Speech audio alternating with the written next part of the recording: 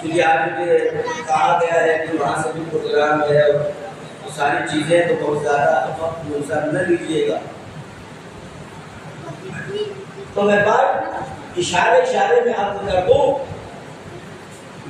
کہ پیغمبر اسلام کی سیرت اسلام سے پہلے کی کفار قریش کے درمیان میں اتنی مشہور تھی کہ جو آپ کی سیرت اسلام کا اظہار کرنے میں معاونت ثابت ہوئی، مددگار ثابت ہوئی، جس میں سے ایک پورا واقعہ ہے جناب خدیجہ کا اور رسول کا. اسی میں سے ایک دو باتیں اور وسیلے کے اوپر ایک دو بات اور اپنے معاملے کو اپنے اس تقریر کو سمیٹتا ہوں. جب میسرہ نے جناب خدیجہ سے عرض کرنا شروع کر دیا تو وہاں ایسا نہیں تھا کہ کہاں جناب خدیجہ موجود ہیں اور جناب خدیجہ پر سن رہی ہیں اور وہ میسرہ بیان کر رہے ہیں. نہیں، سننے والے بھی ہیں جو پیغمبر اسلام کی سیرت کو سن رہے ہیں، آپ کے طریقے کو سن رہے ہیں، آپ کے معجزات کو سماعت فرما رہے ہیں، آپ کے کمال اور آپ کے ہنر کو سن رہے ہیں اور اس پر غور و فکر بھی کر رہے ہیں کہ یہ محمد کوئی عام آدمی نہیں ہے، یہ محمد ہم جیسا نہیں ہے. عزیزان گرامی، ہم جیسا نہیں ہے. اس زمانے میں کفار نے کہا، اس کا مطلب یہ ہے کہ کفار نے اس زمانے میں اس بات کو پرکھ لیا کہ محمد ہم جیسا نہیں ہے. تو کفار بہتر ہوئے کہ آج کے مسلمان بہتر ہوئے جو محمد کو اپنے جیسا بشر کہہ رہے ہیں. آپ کہیں گے اس سے اچھا تو جو کفار تھے جو یہ کہتے تھے کہ محمد ہم جیسا نہیں ہے، یہ محمد الگ مخلوق ہے. جب جناب خدیجہ سلام اللہ علیہا نے پوچھا کہ میسرہ بتاؤ کیا دیکھا تم نے، تو تاریخ کہتے ہیں کہ میسرہ نے کہا کہ یہ سوتے ہیں، جیسے کہ میں نے عرض کیا تھا اسی بات میں آگے بڑھاؤں. جب یہ سوتے ہیں تو لوگ جب دیکھتے ہیں سوتے ہوئے تو سمجھ لیتے ہیں کہ ہاں محمد مصطفیٰ سو رہے ہیں.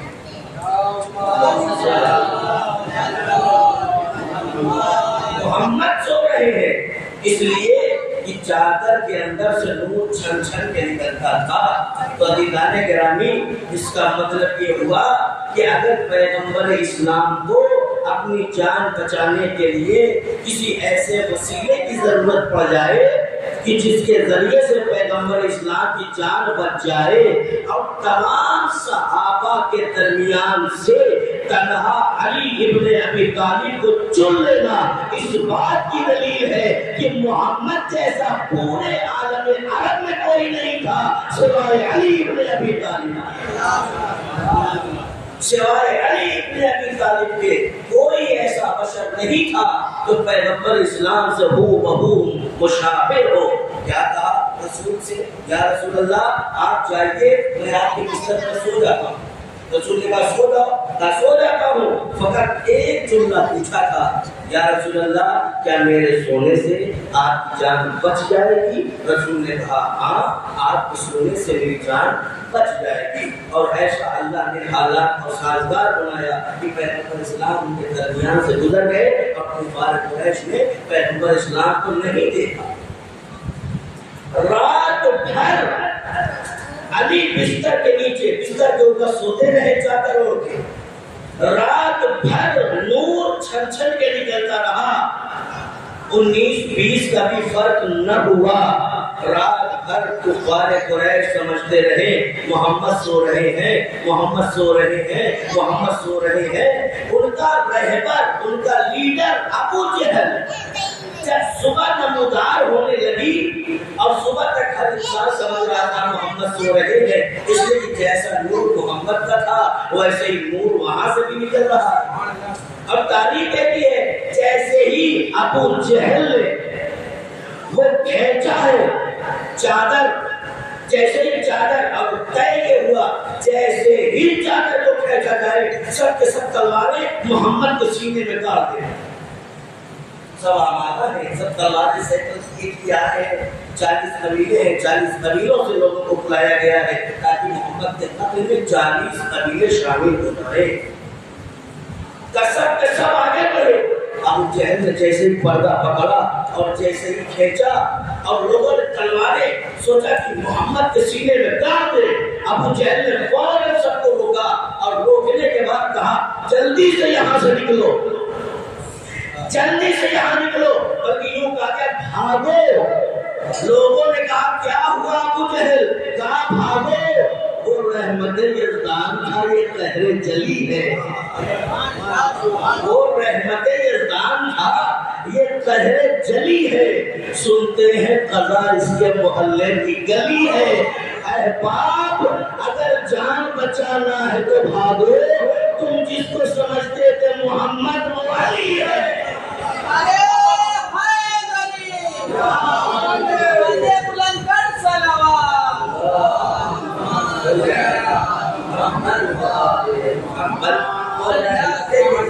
تھا اور اللہ نے رحمت للعالمین بنا کے بھیجا تھا، اور یہی وجہ ہے پیغمبر اسلام کی آپ سیرت اٹھا کر دیکھیے، آپ کو کہیں نہیں ملے گا کہ جہاں پیغمبر اسلام نے تلوار نکال کے جنگ کی ہو۔ کہتے تھے صاحب پیغمبر اسلام نے تلوار نکال کے جنگ نہیں کی، الا جنگیں ہو ہیں، لیکن جو انہوں نے پہاڑی کی اور دشمنوں نے حصار کر کے حملہ کر دیا اور اچھے اچھے چاہنے والوں نے فرار کر دیا، رسول کو تنہا چھوڑ دیا۔ اب جان کا بچانا واجب ہے، پیغمبر اسلام نے اسی مقام پر تلوار کو کھینچا اور دشمنوں سے مقابلہ کیا، تنہا اس لیے کہ جنگ تھی۔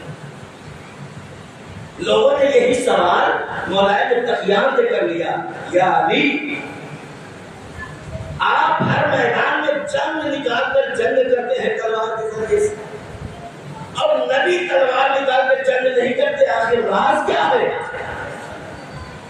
اللہ کے اس ولی نے علی ابن ابی طالب نے کہا وجہ یہ ہے کہ اللہ نے محمد کو رحمت للعالمین بنا کے بھیجا ہے، جو نبی لوگوں کے لیے رحمت بن کر آیا ہو وہ تلوار نکال کر جنگ کیسے کرے؟ کہا یا علی پھر آپ جنگ کیوں کرتے ہیں؟ کہا یہی تو فرق ہے محمد میں اور مجھ میں، اللہ نے محمد کو اپنی رحمت بنا کے بھیجا ہے، مجھے اپنا جلال بنا کے بھیجا، مجھے اپنا جلال بنا کے بھیجا۔ میری ذمہ داری یہ ہے کہ وہ محمد کا صفت بنا دوں۔ جہاں دنیا شجاعت محمد کے اوپر نظر ڈالے تو سمجھ میں آئے گا، خود مولا متقیان کہتے ہیں رسول کے چہرے کی ہیبت ایسی تھی کہ اگر رسول کے پیچھے صحابہ بھاگ کر پناہ لے لیتے تھے تو سامنے والے کافر کی ہمت نہ ہوتی تھی کہ وہ رسول کے سامنے تلوار اٹھا کر آ سکے۔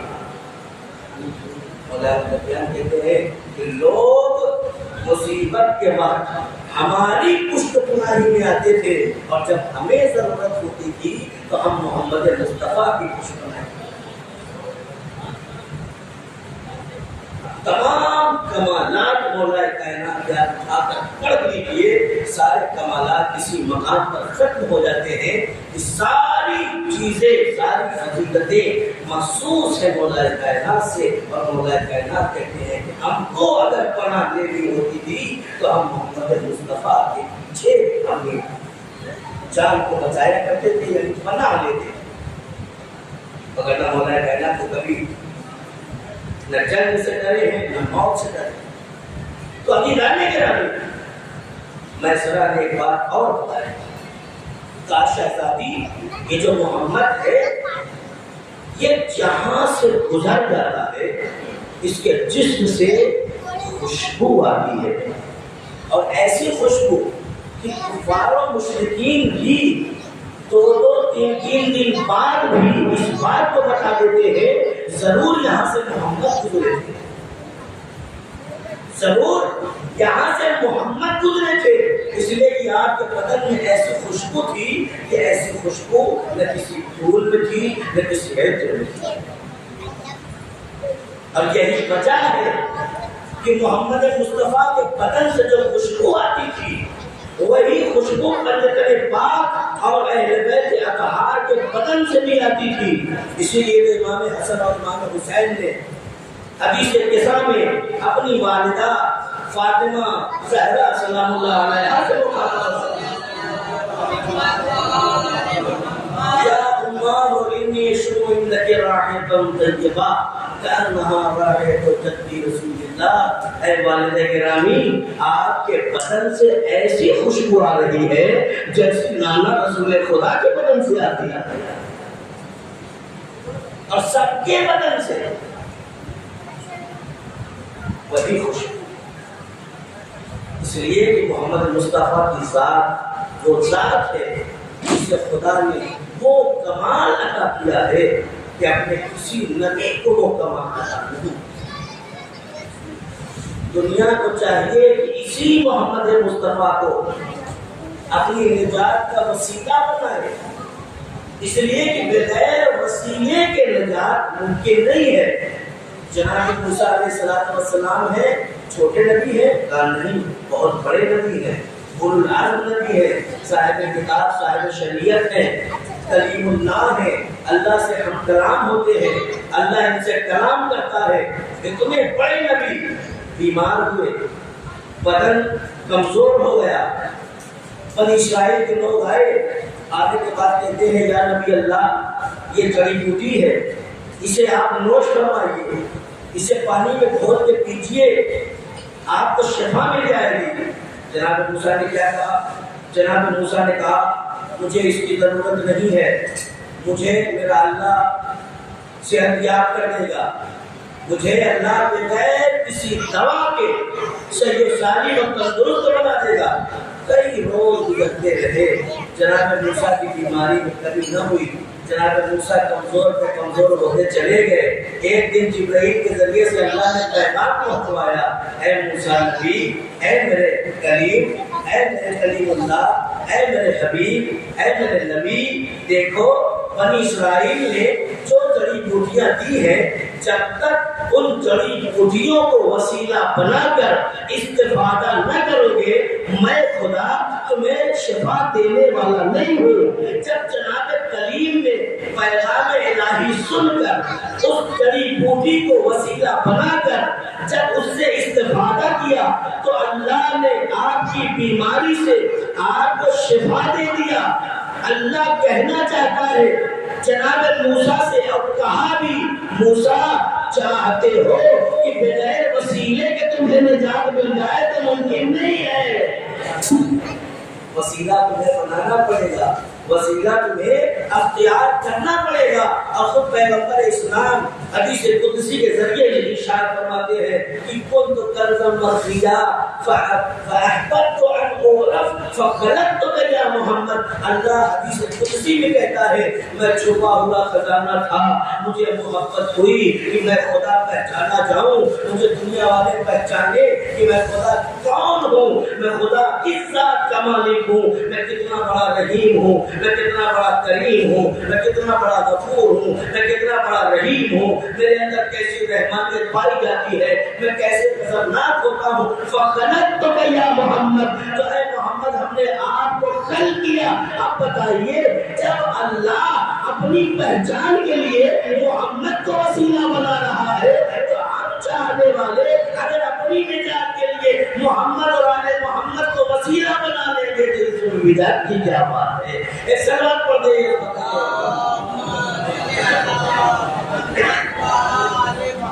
اس میں بدعت کی کیا بات ہے؟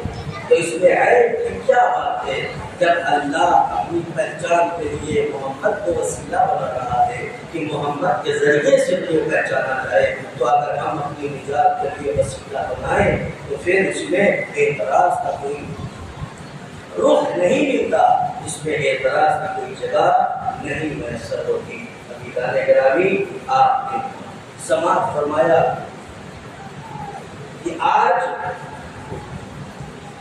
جناب حر علیہ السلام کے مسائل کو پڑھا گیا۔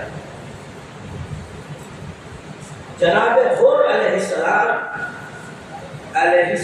نہیں تھے، لیکن جب آپ نے حسین ابن علی کو اپنی نجات کا وسیلہ بنایا اور حسین کو اپنی نجات کے لیے کافی سمجھا اور راہ ہدایت کو پہچان لیا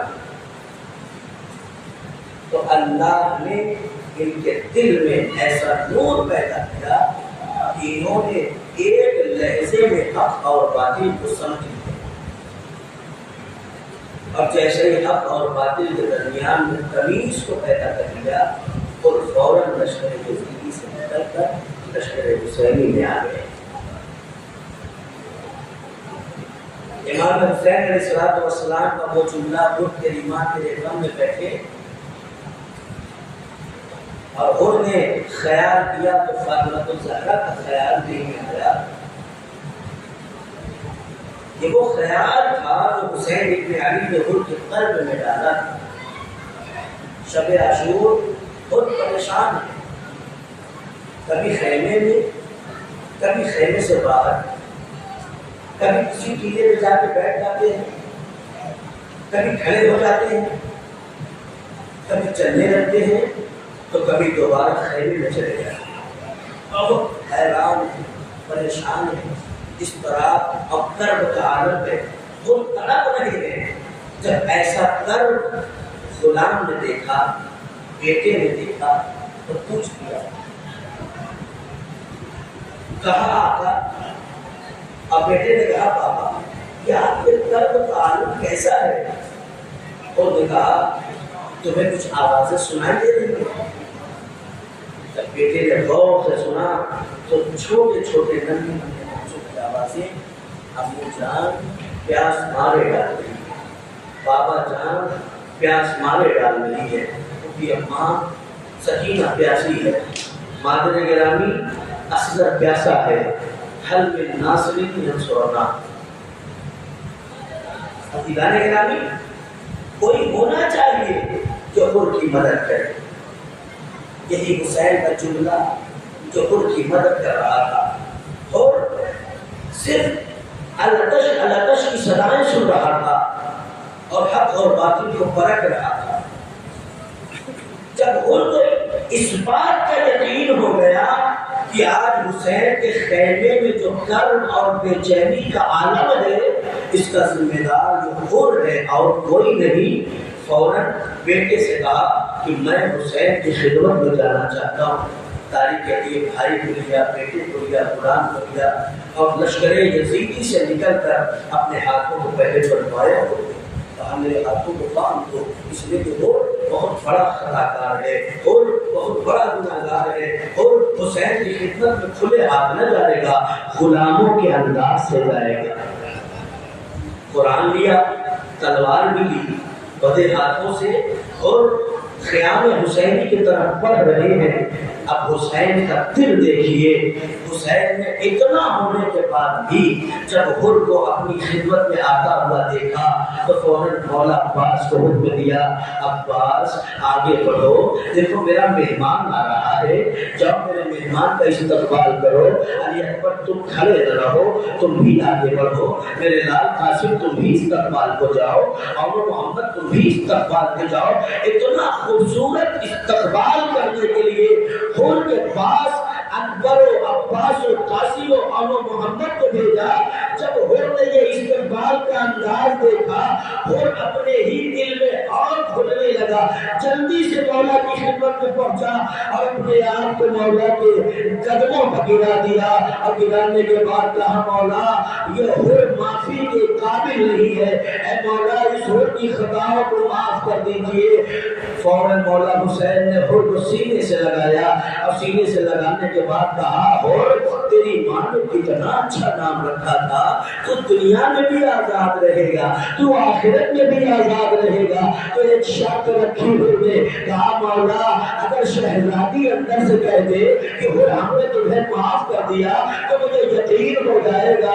فوراً اندر سے آواز آئی، فضا کے ذریعے سے آواز آئی کہ حر سے کہہ دو کہ اسے شہزادی نے معاف کیا، میں نے معاف کیا، میرے خدا نے معاف کیا۔ اتنا سننے کے بعد ہزاروں قطار آنسو بہاتا ہے اور ہاتھوں کو جوڑ کے کہتا ہے مولا جب اتنا کرم کر دیا ہے تو ایک کرم اور کر دیجئے۔ مولا حسین نے کہا وہ کون سا کرم ہے؟ کہا میرے لال کو مقتل میں بھیج دیجئے، اس لیے کہ وہ جان رہا تھا جب تک زندہ رہے گا علکش کی صدائیں اسے زخمی کرتی رہیں گی۔ لہذا فوراً کہا میرے بیٹے کو میدان مقتل میں بھیج دیجئے۔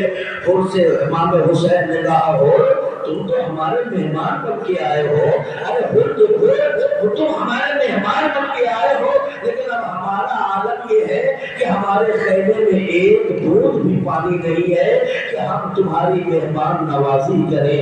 اللہ اکبر! ایسے عالم میں بھی مولا حسین کو اپنے ایک چاہنے والے کی اتنا خیال کہ اس کی مہمان نوازی کرنا چاہتے ہیں، انہوں نے ہاتھوں کو جوڑا، مولا بس میرے بچے کو میدان مقتل میں بھیج دیجئے۔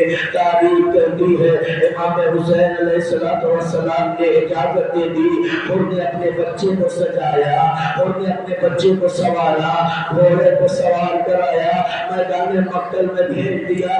تاریخ کہتی ہے نصیحت کر کے بھیجا، بچہ میدان مقتل میں گیا، تلوار پہ تلوار چلاتا ہے، لیکن ایک وقت وہ آیا جب اس نے آواز بلند کی بابا مدد کو آئیے، تو تاریخ کہتی ہے ایک مرتبہ اور جلدی سے آستین کو لگتے ہوئے کمر کو کستے ہوئے میدان مقتل کی طرف جا رہا ہے، ایک مرتبہ امام حسین علیہ السلام نے ان کے ہاتھوں کو پکڑ لیا۔ اب پکڑنے کے بعد ایک جملہ کہا ہے امام اللہ کہا ہو کیا غلط کر رہے ہو؟ کہیں جوان بیٹے کے لاش پر بوڑھا باپ جایا کرتا ہے، جوان لال کے لاشوں پر بوڑھا باپ جایا کرتا ہے۔ مولا آپ نے روک لیا، لیکن کریے جوان علی اکبر جب ایریا بنا رہا ہوگا، گھٹنیوں کے برابر ہوگا تو لاشیں علی اکبر پہ پہنچے۔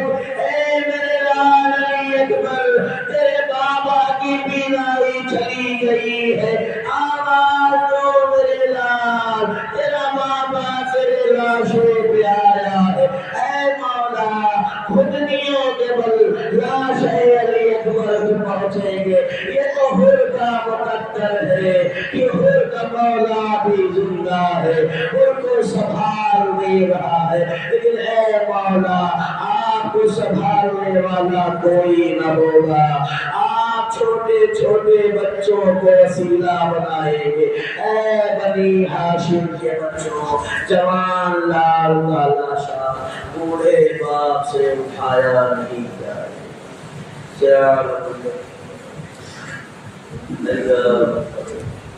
پروردگار